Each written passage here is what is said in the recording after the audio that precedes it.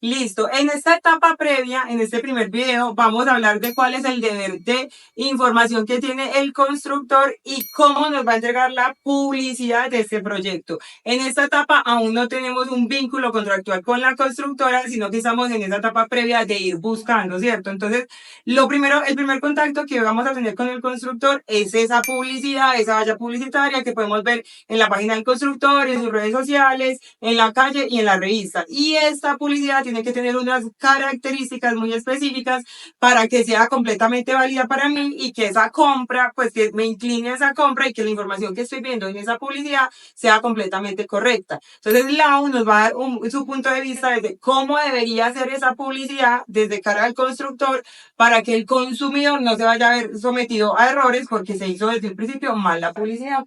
Así es. Bueno, entonces hay que tener en cuenta que desde el Estatuto del Consumidor hay obligaciones para el desarrollador inmobiliario, pero también hay obligaciones para el consumidor. Las obligaciones que tiene el desarrollador inmobiliario están tanto en esta norma como en una circular muy reciente de la Superintendencia de Industria y Comercio, que es la circular 004 del 12 de noviembre de 2024, que entró en vigencia el 12 de febrero de 2025 y que básicamente nos dice que hay que indicar con claridad en la etapa previa a la vinculación de un cliente el área privada y el área total construida, si el valor del inmueble tiene que ver con una fijación específica o no en salarios mínimos o es un valor fijo. Lo que dice esta directriz es que el precio siempre debe ser entregado en pesos colombianos y que debe ser una suma clara y no tasable, sino que el cliente tenga una proyección clara de cuánto es lo que va a pagar, no solo por su inmueble, sino por todos los posibles elementos adicionales que estén vinculados a la compra.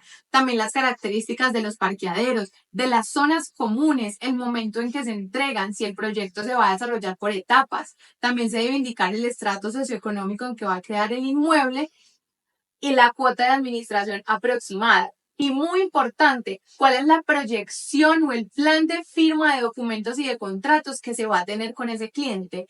Esto es muy importante en la etapa previa porque es allí donde se encanta al consumidor. Por eso la norma también nos dice que la información y publicidad puede ser objetiva o subjetiva. La objetiva, que es verificable, medible, y la subjetiva, que tiene que ver con los atributos o cualidades de un proyecto que no están identificando una característica que sea medible y objetiva. Permíteme, Lau, yo me quiero devolver un poquitico porque quiero también hacerles como un poquito de contexto. ¿Por qué Laura está hablando del Estatuto del Consumidor y por qué está hablando de la Superintendencia de Industria y Comercio? Porque cuando yo me acerco a una constructora y quiero adquirir un producto, yo en ese instante me voy a volver un consumidor inmobiliario y por el otro lado la constructora va a ser un proveedor o un productor de un servicio que en este caso es construir las viviendas. Cuando yo estoy interesado en adquirir un inmueble y efectivamente firmo un contrato con esta constructora, se crea una relación de consumo. Esa relación de consumo está basada y está guiada en el Estatuto del Consumidor, que es la norma que rige todas las relaciones de consumo, y ese Estatuto del Consumidor fue expedido por la Superintendencia de Industria y Comercio. Siento que es importante como hacer este contexto de la norma para que la gente se ubique un poquito, y también me quiero volver un poquito porque lo que Laura estaba mencionando me parece completamente válido, y es que esta circular, que es muy reciente, nos da unos lineamientos que el constructor tiene que respetar y que al final, si yo decido comprar en ese proyecto que me estoy acercando, pues es la ruta que voy a seguir. O sea, si me informaron, por ejemplo, que el área privada del apartamento son 60 metros cuadrados, al final ese es el área con la que yo voy a quedar, que compré, ¿cierto? Y adicional, si me acerqué al proyecto, porque no sé, en la valla había una publicidad donde decía que había muchas zonas comunes, yo soy mamá, si para los que no lo sabían, entonces me va a interesar que el proyecto tenga zonas comunes, jueguitos infantiles, piscina, porque mis hijos están en crecimiento. Y voy a tener la expectativa que ese va a ser el producto final que me va a entregar el constructor. Y ahí es donde Lau estaba mencionando que la publicidad del proyecto tiene que tener unos elementos objetivos y unos elementos subjetivos. En la objetividad de la publicidad, lo que mencionaba Lau son elementos que se pueden corroborar. Es decir, que si en la publicidad yo la imagen de una piscina, pues esa piscina al final me la tienen que entregar. Así es. Esto es muy importante y también lo que nos dice la norma es que la información debe ser clara, veraz, oportuna, verificable, precisa e idónea.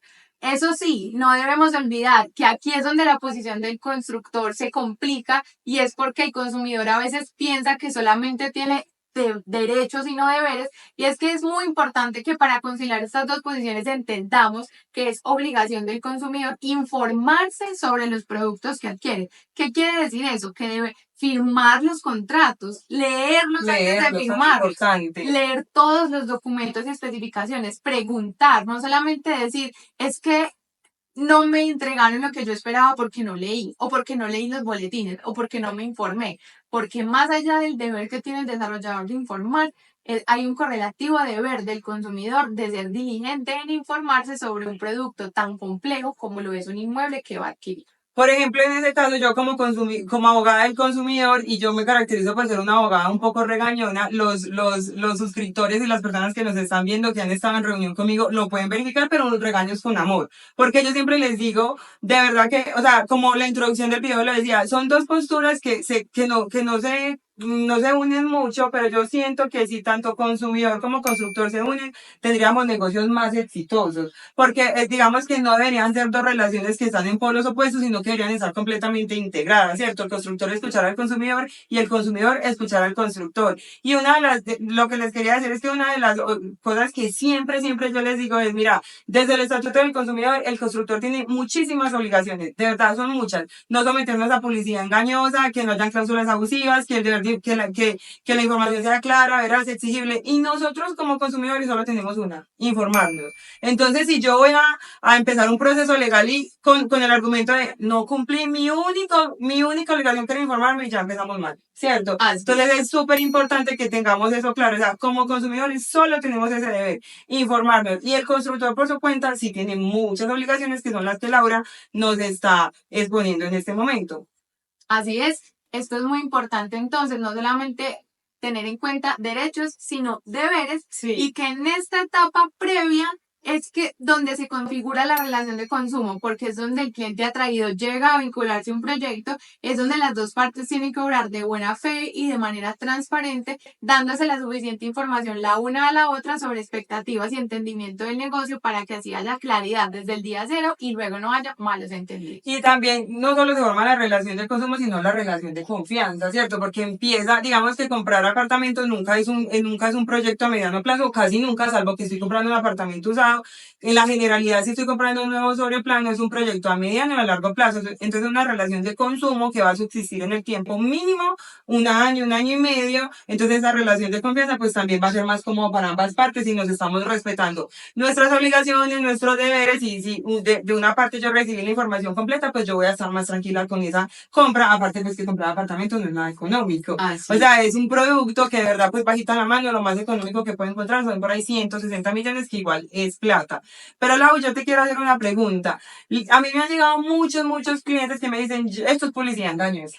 ¿Cierto? Pero cuando yo entro a revisar, según los lineamientos de la superintendencia, yo no encuentro que sea publicidad engañosa. Entonces yo quiero que nos cuentes un poquito de cara al constructor, qué errores debe cometer el constructor para caer en lo que es la publicidad engañosa, y desde ese punto de vista, pues también informamos a los consumidores de, listo, mira, si a usted le hizo falta esto, le hizo falta aquello, ya hay una publicidad engañosa y qué se puede hacer al respecto. Perfecto. Publicidad engañosa es aquella que infrinja las condiciones objetivas en que se prometió el bien al consumidor. Pero esas condiciones objetivas es la especificación detalladamente prometida. Muchos clientes consideran como publicidad engañosa que hay, digamos, un pequeño giro en la distribución de un bien común. Digamos que la piscina era así y quedó así en el lote. O que una especificación de un piso que era una referencia puntual se la cambiaron por otra, o un aparato sanitario, o un acabado de un mesón, cuando la realidad es que la mayoría de los proyectos, y está así permitido por el Estatuto del Consumidor,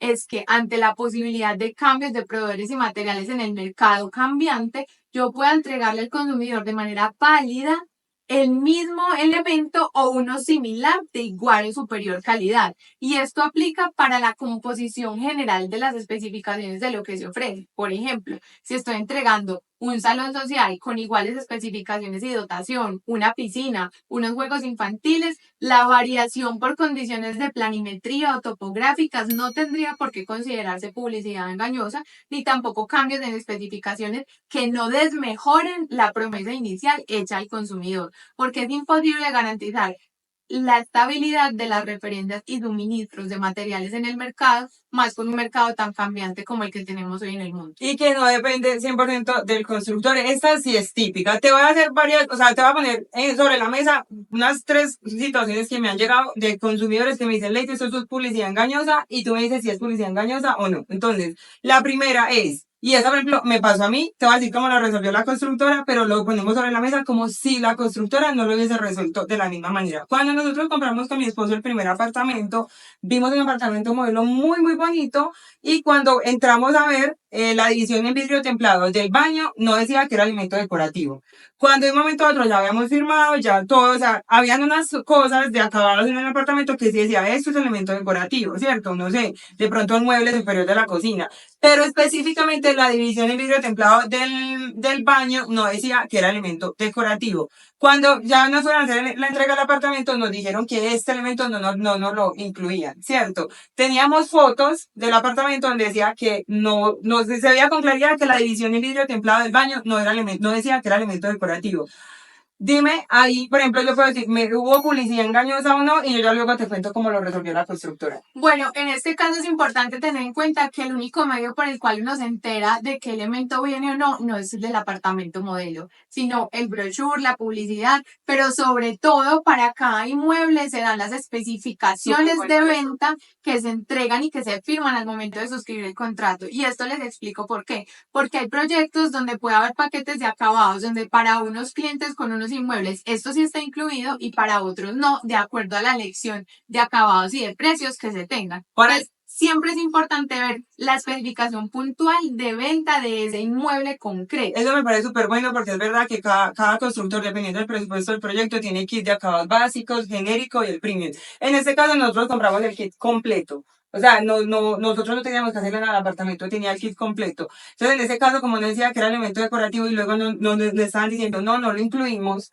que ahí podría ser publicidad engañosa, o tú lo ves que no es publicidad engañosa. Sí podría ser, digamos que yo no diría publicidad engañosa, pero sí una inconsistencia en la información entregada al consumidor que podría ser un generador de responsabilidad para el proyecto donde habría que verificar si en la especificación firmada por el cliente al momento de la compra esto no estaba claro. Cualquier inconsistencia en la información entregada según la norma siempre se debe resolver a favor del consumidor. Listo, entonces te voy a contar para no dejarlos con el chisme a medias. La constructora al final decidió poner la división en vidrio templado por esa misma situación. Ellos sabían, tenían una buena asesora jurídica, sabían que si no la incluían podíamos empezar un proceso legal, entonces no la incluyeron dentro de los acabados y así se resolvió. Ahora, el segundo caso que tengo, en la publicidad, que esa también fue un caso de la vida real que conocí, pero cuando era estudiante de Derecho, no cuando ya estaba ejerciendo. En Bogotá, esa fue en Bogotá, no me acuerdo el nombre de la constructora, igual tampoco podría decirlo, pero se aparecía en la imagen publicitaria una piscina, pero cuando se entregó el proyecto no había piscina por ninguna parte. Yo también ya sé cómo se resolvió el caso, pero ¿es publicidad engañosa para ti o no es publicidad engañosa para ti? Ahí definitivamente hay una inconsistencia en términos de información y publicidad que podría derivar en publicidad engañosa por ofrecer como atractivo del proyecto un bien común que nos está entregando. Esto puede deberse a varias razones.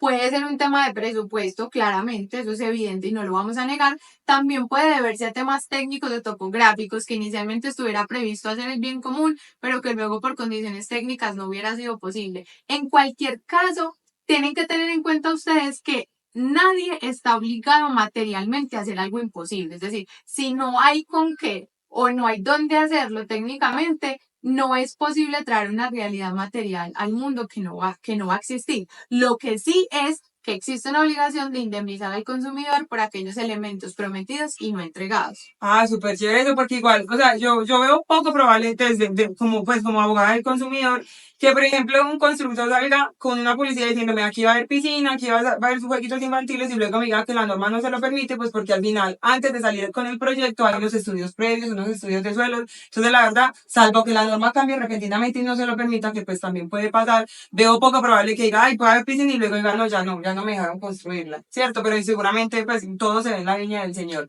Pero en este caso, precisamente en el que te estaba planteando, sí hubo publicidad engañosa, porque no había, o sea, no había ninguna característica respecto a permisos, disponibilidad del espacio para hacer la piscina. Al final, no sé si eso se entiende como una indemnización. Al final, la superintendencia sí obligó al constructor a entregar la piscina.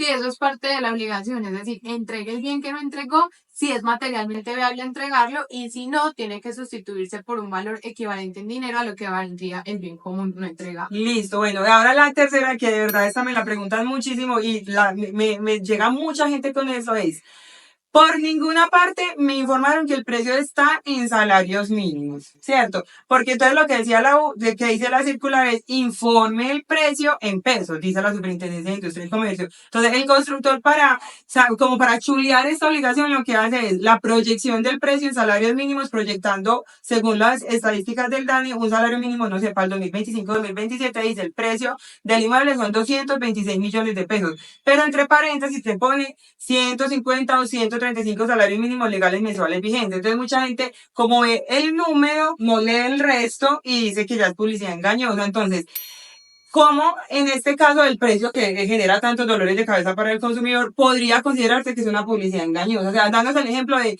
listo, ya, si no te dijeron esto, si no te dijeron aquello, es publicidad engañosa. En los casos donde el precio esté fijado en un valor cerrado en pesos sin hacer la claridad que será actualizado a salarios mínimos, se entiende que se vendió a un valor cerrado en pesos colombianos. O sea, que no me lo pueden cambiar. Exactamente. Okay. Claramente hay muchos proyectos hoy en día que se están vendiendo con una proyección a salarios mínimos, inmuebles BIS, BIS de renovación urbana también, y eso hace que el valor inicial proyectado por el proyecto del consumidor pueda cambiar. Lo importante para que no haya una distorsión en la información generadora de responsabilidad es que se anuncie que ese es un valor proyectado y que el valor final será recalculado en razón del salario mínimo al momento de escrituración.